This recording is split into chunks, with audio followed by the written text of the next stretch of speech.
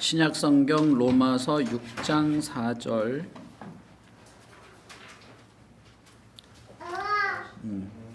우리 같이 한번 읽어보겠습니다. 신약 성경 로마서 6장 4절 우리 같이 한 목소리로 읽겠습니다. 시작. 그러므로 우리가 그의 죽으심과 합하여 세례를 받음으로 그와 함께 장사되었나니 이는 아버지의 영광으로 말미암아 그리스도를 죽은 자 가운데서 살리심과 같이 우리로 또한 새 생명 가운데서 행하게 하려 함이라. 6장 4절에 여기는 이제 두 가지를 말씀하시죠. 예수 그리스도의 죽으심, 그리고 그의 죽으심을 우리도 동참하게 되는데 무엇을 통해서 동참하느냐면 세례를 우리가 받을 때 예수 그리스도의 죽으심과 함께 우리도 같이 죽는다.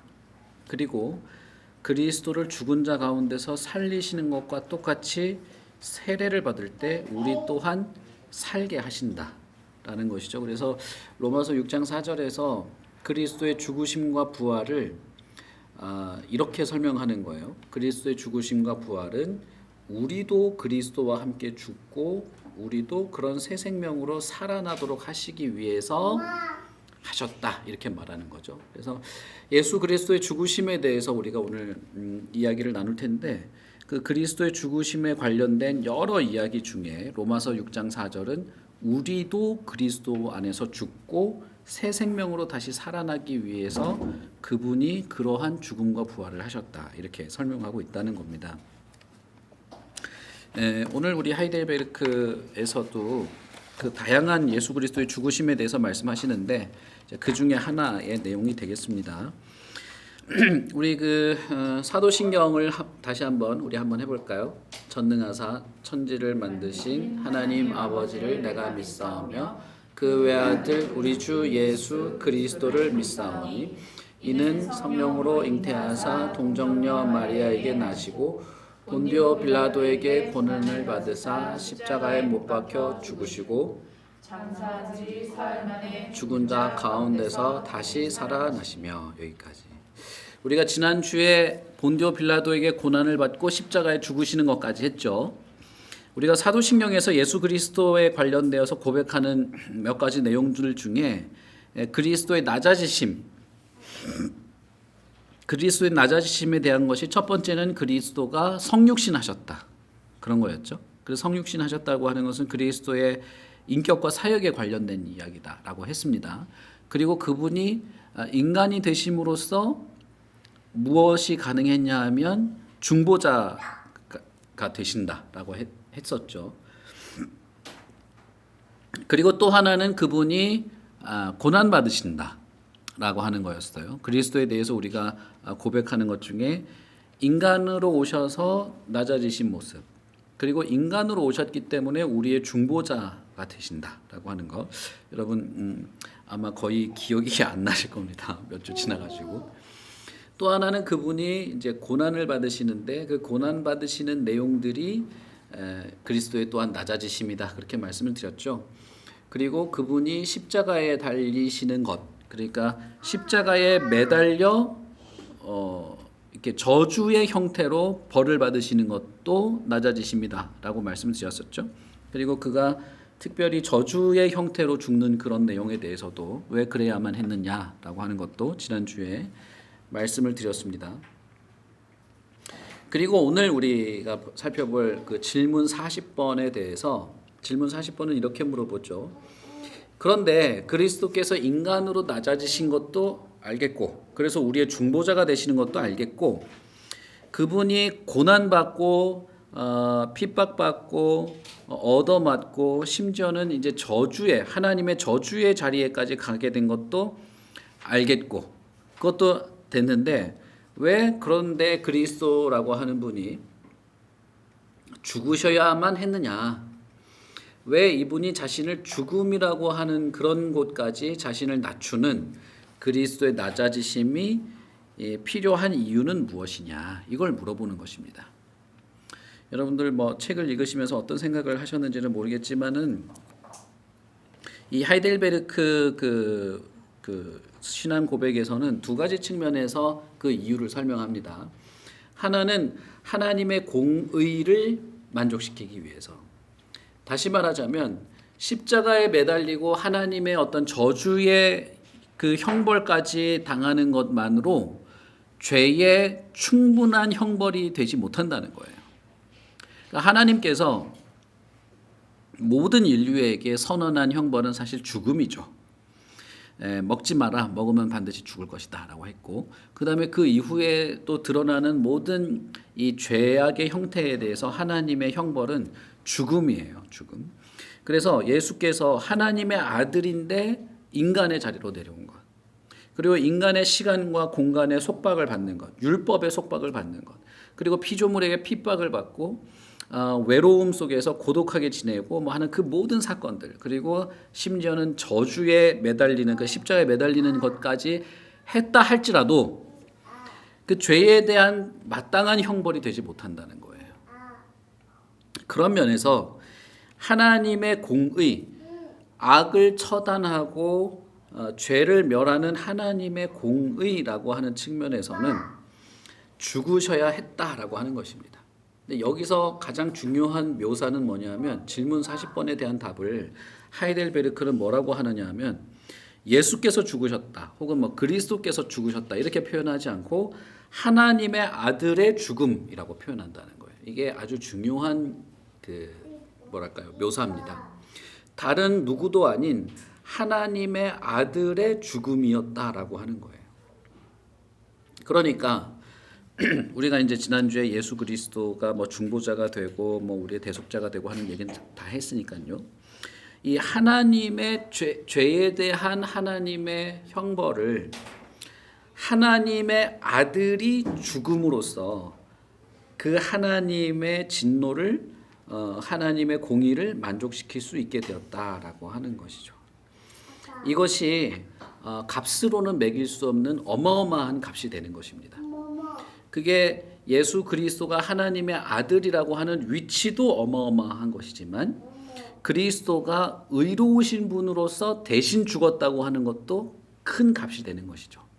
그리고 또 하나는 뭐냐면 이 하나님의 아들이 하나님의 의도와 뜻에 조금도 거스르지 않고 순종하였기 때문에 이 순종의 값어치도 어마어마한 것입니다. 그래서 하나님 편에서 엄청난 값을 치르고 죄에 대한 형벌을 받으셨다라고 하는 것이 되는 것이죠. 그리고 또 이제 하이델베르크에서 진리를 만족시키기 위해서이다 이렇게 말하죠. 그것은 하나님께서 죄악 중에 있는 인간에게 구원의 방편들을 제시하실 때 이미 하나님은 죄에 대한 형벌이 죽음이라고 하는 것은 이것은 바뀔 수가 없는 것이죠. 그래서 이것을 쭉 설명을 했어요. 지금도 마찬가지죠. 이 신구약 모든 성경의 죄에 대한 하나님의 형벌은 죽음이란 말이에요. 이건 하나님이 선언하신 것이죠. 그렇기 때문에 그 하나님의 모든 선언과 약속과 설명들을 그대로 이루고 성취하기 위해서 예수께서 죽으셔야 했다는 것이에요. 그러니까 예수님이 십자가에 매달리고 고통당하는 것만으로는 충분하지 않은 것입니다. 실제적인 죄의 형벌로서의 죽음도 필요했고 하나님의 말씀이 맞다, 그 말이 옳다라는 것을 증명하기 위해서도 예수님은 죽음의 자리까지 내려가셔야 했다는 거예요. 자, 그러면 우리가 여기서 알 수 있는 게 하나가 있죠. 이게 예수 그리스도께서 단순히 인간이 되고 십자가에 매달리고 많은 정신적 육체적 고통을 당하는 것으로 끝나지 않고 정말 죽는 그 순간, 그래서 죽음을 맞게 된 때까지의 그 그리스도의 낮아지심이 필요한 것이었냐, 왜 그렇게 했었냐라고 할 때 그것이 하나님의 공의와 하나님의 진리를 만족시키기 위한 방면에서 꼭 필요한 것이었다, 이렇게 표현할 수 있는데, 말할 수 있는데, 그럴 때 우리가 알 수 있는 게 하나가 있습니다. 뭘까요? 여러분들 책 읽으면서 무슨 생각을 하셨는지 뭐 다양한 생각을 하셨겠지만 우리가 이거를 한 가지를 생각해 봐야 합니다. 그건 뭐냐 하면 하나님께서 죄로 가득 찬 이 세상에 결국에는 고통과 신음과 부조리와 불만과 어떤 그 끔찍한 어떤 사건들이 반복이 되죠. 반복이 되고 이 세상에 그것이 가득 찰 때 하나님이 자신이 만든 피조물이 처한 그런 비참한 상황을 그냥 이렇게 구경만 하거나 내버려 두거나 이렇게 손 쓰지 않는 그런 방관자이냐 하는 거예요. 그렇지 않다면 하나님이 왜 이런 악한 사건이 벌어지지 않게 한다든지 세계 2차 대전이 벌어지지 않게 한다든지 세월호가 물에 빠지지 않게 한다든지 그렇게 하지 않고 이런 비참한 사건들이 왜 벌어지냐는 거죠. 하나님이 방관자가 아니냐는 거예요. 뭐라고 해야 될까요? 잘 표현해서 매너 있게 표현해서 하나님이 방관하시는 게 아니냐 이렇게 말하지만 실제 하고 싶은 말은 뭐냐면 신이 있냐? 하나님이 진짜 있냐? 이 세상을 하나님이 주관한 다음에 진짜 주관하는 거 맞아? 내가 봤을 땐 하나님이라고 하는 건 허구 같은데 이런 말이에요 결국에는. 여기에서 이 질문에서 난점이 있습니다. 그건 뭐냐면 왜 이런 일이 벌어지냐는 거죠. 거기에 대한 답은 없어요 사실은.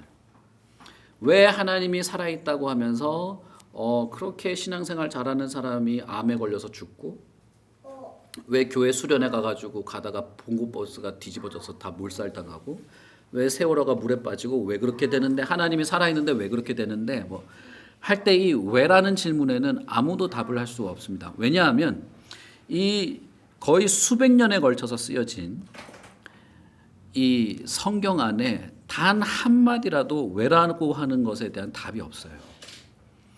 이 성경에는 하나님이 왜 그렇게 하는지에 대한 답이 없습니다. 그러니까 그걸 우리가 섣불리 대답을 할 수가 없어요. 왜 그렇게 하는지. 우리가 이제 목요일마다 욥기 읽잖아요. 욥기 읽을 때 욥이 제일 미치고 팔딱 뛰게 하는 게 뭐냐면 왜죠? 왜 내가 이렇게 됐는지 몰라서 막 난리가 난 거죠. 욥이. 왜 나한테 이런 일이 생겼지? 뭐 이런 것들입니다. 내가 하나님을 잘 섬긴다고 했는데 왜 이런 거죠. 근데 사실 참 안타깝게도 이 세상의 고통과 이 부조리와 비참함에 대해서 우리는 왜라고 하는 질문에 대한 답은 얻을 수가 없어요. 그런데 우리가 한 가지 알 수 있는 게 있습니다. 대답할 수 있는 게 있어요. 그건 뭐냐면 이 인간 세계에 있는 이 모든 고통과 어떤 사건과 사고와 비참한 사건들에 대해서 하나님이 외면하지 않으신다는 거예요. 하나님이 그걸 방관하거나 외면하지는 않는다. 그걸 우리가 어떻게 알 수 있느냐? 그런 비참한 사건이 일어나지 않으면 하나님이 살아있다라고 말할까요? 사람들이? 그건 아니에요. 여러분, 오늘 내가 집에서 자고 내일 아침에 눈 뜨고 일어났는데 아무 일이 없죠? 와, 하나님이 살아있다 이런 사람이 있습니까? 아무도 없습니다. 그래서 그런 걸 가지고 하나님의 이 존재 유무를 자꾸 이렇게 따지는 것은 사실 대단히 뭐라고 해야 될까요? 대단히 무식한 질문이라고 할 수 있어요. 다만 우리가 말할 수 있는 것은 하나님이 우리의 비참함을 외면하거나 모른 채 하거나 방관하는 분이 아니라는 겁니다. 그걸 어떻게 알 수 있느냐? 바로 그리스도의 낮아지심을 통해서 우리가 알 수 있어요. 예수께서 하나님의 아들임에도 불구하고 인간이 되어서 이 땅에 오셨죠. 그리고 인간으로서 겪게 되는 모든 정신적, 육체적 고통을 겪으시죠. 그리고 어떻게까지 갑니까? 결국에는 인간의 삶의 마지막 순간인 죽음도 그분이 경험하시죠. 그렇다는 것은 이 인간 삶에서 펼쳐지는 모든 비참한 상황과 부조리와 고통을 하나님이라고 하는 창조주가 신이 그 자리에 들어와서 동참하고 공감하고 같이 겪었다는 뜻이에요. 그럼 여러분 생각해 보십시오. 하나님이 방관자입니까? 방관자라고 말할 수 없죠. 내가 싫어하는 일을 막아주지 않았다고 해서 하나님이 방관자라고 말할 수 없는 겁니다. 왜냐하면 그분이 이 비참함에 직접 뛰어들어서 하나님의 아들이 그 참혹함을 스스로 다 경험하시기 때문이죠. 우리는 사실 그렇게 안 돼요. 인간도 그렇게 안 됩니다. 어떤 인간도 아무리 서로 사랑하는 사이라도 그게 안 됩니다. 여러분 부부 사이에 말이에요. 사랑해서 결혼하지 않습니까? 동의하지 않으시는 분도 있겠지만 사랑해서 부부가 돼서 남편과 아내가 되잖아요. 남편이 머리가 아프다고 부인이 머리가 아픈 거 아닙니다. 우리 아내가 제가 말했잖아요. 지난주에 우리 영빈이 낳을 때 제가 같이 분만실에 들어갔잖아요. 우리 아내가 배가 이래가지고 막 피를 흘리고 피가 진짜 정말 손으로 나를 확 움켜쥐고 이럴 때 저는 뭐가 아팠냐면 우리 아내가 나를 쥐고 흔들어서 아팠어요. 저는 배가 아프지 않았어요. 그냥 그날 햄버거도 맛있게 먹었고 문제 없었거든요. 물론 그 고통에 이렇게 동참하고 공감하는 어느 정도는 있지만 사실은 거기에 내가 들어가지 않아요. 절대 그렇게 될 수가 없습니다. 고독과 외로움과 쓸쓸함에 내가 그 사람의 고독과 쓸쓸함에 내가 들어갈 수 있습니까? 없어요. 들어가는 순간 고독한 게 아니에요, 그건. 그러나 예수는 뭐예요? 하나님의 아들이신 이분은 철저한 인간의 고독, 철저한 인간의 소외, 이 모든 비참함을 그가 그대로 다 겪는 것이죠.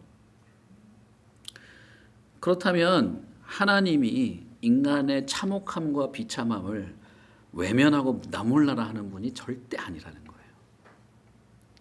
그분은 그 자리에 같이 있고 같이 고통받고 같이 공감하고 그럼으로써 사실상 인간의 아픔과 인간의 슬픔과 인간의 이 고통 가운데 있는 이 인간의 모든 참혹한 상황 속에서도 사랑하고 그 상황 속에서도 자비와 인내를 베풀고 그 상황 속에서도 다른 이를 섬기려고 하는 그런 그리스도의 모습을 보여주시죠.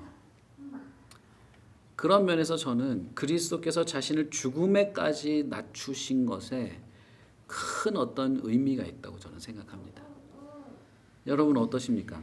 이 책을 여러분 다 읽으셨으니까 그 뒷부분에 대해서 제가 다 설명하지 않겠습니다만은 이 그리스도의 죽음에까지 낮아지신 것에 대해서 죽음이 아니고서는 저와 여러분이 이 하나님의 아들의 죽음이 아니고서는 하나님이 우리에게 공정하게 베푸는 벌을 누구도 받을 수 없어요. 오직 죽음만이 거기에 합당한 벌입니다. 그래서 그분이 죽어야만 한 거예요.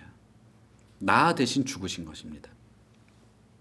그리고 또 하나는 인간에게 있는 그 죽음의 순간, 모든 인간은 이제 죽게 되는데 그 죽음의 거기 자리까지라도 그분이 가셨기 때문에 인간의 출생으로부터 어머니의 뱃속에 세포가 서로 수정하면서 세포 분열이 시작하는 그때의 그부터 썩어서 흙으로 돌아가게 되는 그 마지막 순간에 전 인류에게 있는 전 인생에게 있는 모든 비참과 참혹함을 그분이 동참하셨다는 거예요.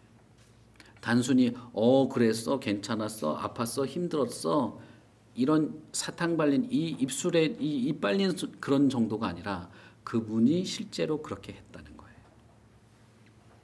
그런 면에서 여러분 예수 그리스도를 그냥 옆에서 카운셀링 하시는 분으로 때로는 이렇게 도닥여주고 이런 분으로만 생각하거나 묘사하는 것은 조금 이렇게 트렌디하긴 하지만은 썩 예수님에 대해서 깊이 있게 생각한다고 볼 수 없어요. 하나님 특히 하나님의 아들 예수 하나님은 절대 저와 여러분의 비참함을 그냥 내버려 두고 방관하는 분이 아닙니다. 그것을 반드시 해결하고 거기서 우리를 구출하기 위해서 모든 것을 하신 분이에요. 모든 것을 했어요. 그런데도 우리는 무슨 생각을 하냐면 지금 내가 뭐가 잘 안 되고 지금 내 마음에 맞는 게 없고 지금 내가 힘들면 하나님이 어딨냐 이래 버린다고요. 저도 그랬던 적이 있습니다. 저희 아버지 돌아가실 때 산소 마스크 끼고 막 이렇게 뒤척일 때 있었어요. 근데 제가 여러 번 말씀드렸잖아요. 제가 거의 3일 동안 잠을 안 자고 3일 동안 정말 10분도 안 잤어요. 3일 동안 안 자고 서서 기도를 했습니다. 제발 내가 대학교 졸업해서 취직할 때까지만 살아있게 해달라고 기도했어요, 제가. 근데 여러분, 제가 대학교 1학년 때 돌아가셨거든요. 3일 동안 서서 기도했는데 제 눈앞에서 돌아가셨습니다. 이게 산소 마스크 끼고 막 하는데 피를 계속 이렇게 뿜으면서.